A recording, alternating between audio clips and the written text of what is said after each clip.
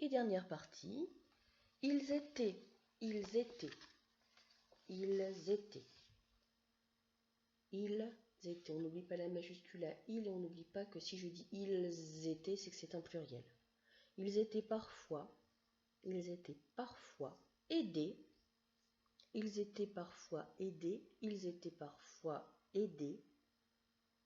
Alors aider, c'est pareil, ça va s'accorder avec il, donc ça va être un masculin pluriel.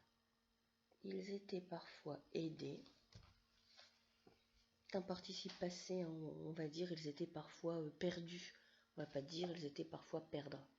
Par exemple, vous savez, pour faire la différence entre le « et » accent aigu et le « er », entre le participe passé et l'infinitif. Là, c'est un participe passé. Ils étaient parfois aidés par des objets merveilleux. Pardon. Ils étaient parfois aidés par des objets. Ils étaient parfois aidés par des objets merveilleux. Ils étaient parfois aidés par des objets merveilleux et des amis généreux, tout ça c'est au pluriel.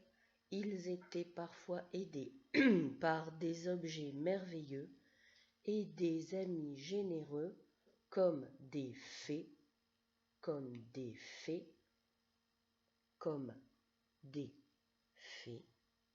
ou bien le célèbre.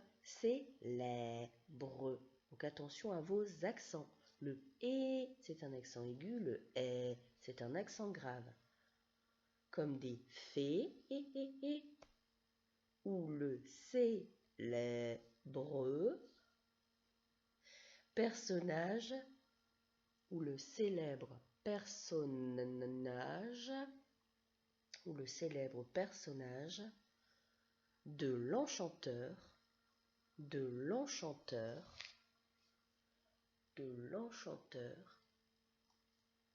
à vous de trouver.